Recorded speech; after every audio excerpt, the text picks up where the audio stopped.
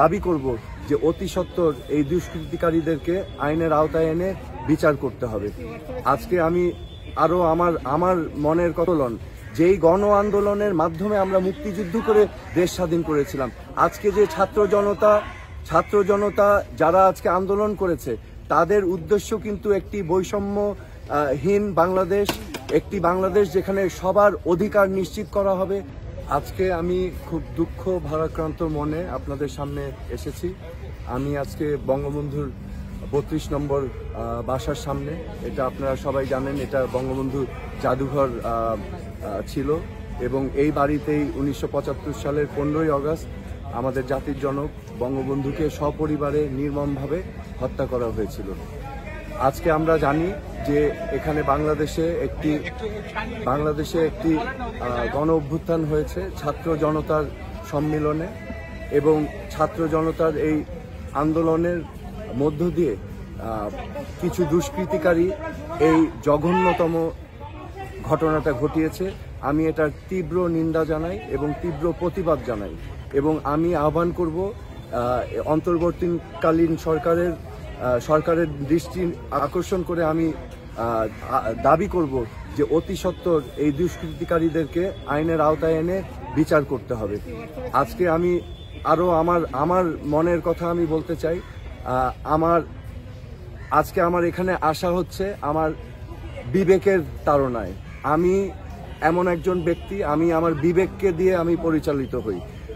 আমি অন্যায়ের বিরুদ্ধে প্রতিবাদ করি, আমি যতটুকু পারি আমি আমার অবস্থান থেকে করি। আজকে আমি বঙ্গবন্ধুর এই 32 নম্বরের এই বাসায় সেই আবেগের কারণেই আমি উপস্থিত হয়েছি, এবং আমি এটা কোনো অবস্থাতেই মেনে নিতে পারি না যে আমাদের ইতিহাস ঐতিহ্য, কারণ বঙ্গবন্ধু হচ্ছেন আমাদের স্বাধীনতার প্রতীক, তিনি বাংলাদেশের সম্বল।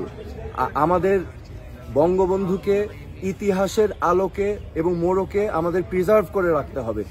বঙ্গবন্ধুকে অসম্মান করা হচ্ছে আমাদের মুক্তিযুদ্ধের পূর্ববর্তী 23 বছরের গণ আন্দোলন, যেই গণ আন্দোলনের মাধ্যমে আমরা মুক্তিযুদ্ধ করে দেশ স্বাধীন করেছিলাম। আজকে যে ছাত্র জনতা যারা আজকে আন্দোলন করেছে তাদের উদ্দেশ্য কিন্তু একটি বৈষম্যহীন বাংলাদেশ, একটি বাংলাদেশ যেখানে সবার অধিকার নিশ্চিত করা হবে, এমন একটি বাংলাদেশ যেখানে সবার বাক স্বাধীনতা থাকবে, এমন একটি বাংলাদেশ যেখানে মেধাই হবে মূল মাপকাঠি। তো আমাদের মুক্তিযুদ্ধের চেতনাই কিন্তু সেই চেতনা, কিন্তু দুর্ভাগ্য আমরা এই আদর্শটাকে বাস্তবায়ন করতে পারিনি বাংলাদেশে এই পর্যন্ত। তো আজকে ছাত্র জনতা সেই উদ্দেশ্য নিয়েই কিন্তু আজকে রাজপথে নেমেছিল। তো কিন্তু আমি তার পাশাপাশি আমি স্মরণ করিয়ে দিতে চাই আমাদের ইতিহাস ঐতিহ্য, বঙ্গবন্ধুর অবদান, এটাকে আমাদের অস্বীকার করার কোনো স্কোপ নেই। কারণ আমাদের অতীত, আমাদের সত্তা যদি আমরা ভুলে যাই তাহলে কিন্তু আমরা ভবিষ্যৎ গড়তে পারবো না।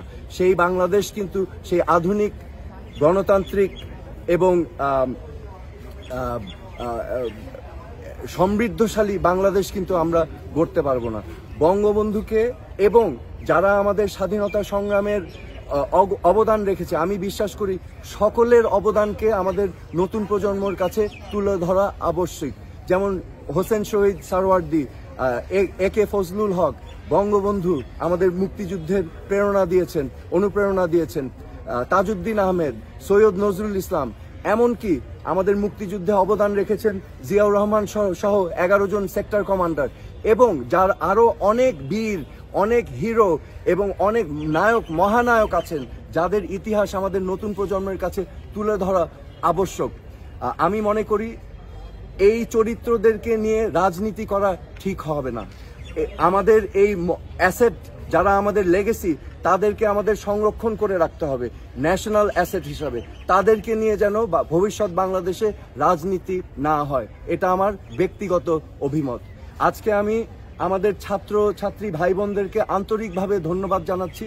তারা এই মিউজিয়াম, বঙ্গবন্ধুর মিউজিয়াম, বাসভবন, এটাকে তারা সংরক্ষণ, ক্লিন আপ করছেন, পরিষ্কার পরিচ্ছন্ন করছেন যতটুকু তারা পেরেছেন। কারণ দুর্বৃত্তরা, আমি আবার বলছি, এই ঘটনা ঘটিয়েছেন কিছু সংখ্যক দুর্বৃত্তরা এই ঘটনাটা ঘটিয়েছে, এবং আমি তাদেরকে স্বাগত জানাই। তারা চেষ্টা করেছেন যে এখানে সার্বিকভাবে ক্লিন আপ করার জন্য এবং সংরক্ষণ করার জন্য আমি আন্তরিকভাবে ধন্যবাদ জানাচ্ছি এখানে সকলে তোমরা যারা আছো। এবং আমি আবারও আবেদন করছি আমাদের সকলের কাছে যে এই দেশটা আমাদের সবার, রাজনীতির ঊর্ধ্বে এসে এই দেশটাকে ভালোবাসতে হবে। এবং আমরা যে যেখানে আছি, আমি রাজনীতিতে নেই, আমিও চেষ্টা করছি আমার অবস্থান থেকে আমি যতটুকু পারি আমি বলার চেষ্টা করছি। বিকজ রিমেম্বার, আমাদের মরাল কম্পাস যদি আমরা হারিয়ে ফেলি তাহলে কিন্তু কোনো জাতি কোনোদিনও মাথা উঁচু করে উঠতে পারবে না। So please be guided by your moral compass. এই বলে আমি শেষ করছি। ধন্যবাদ।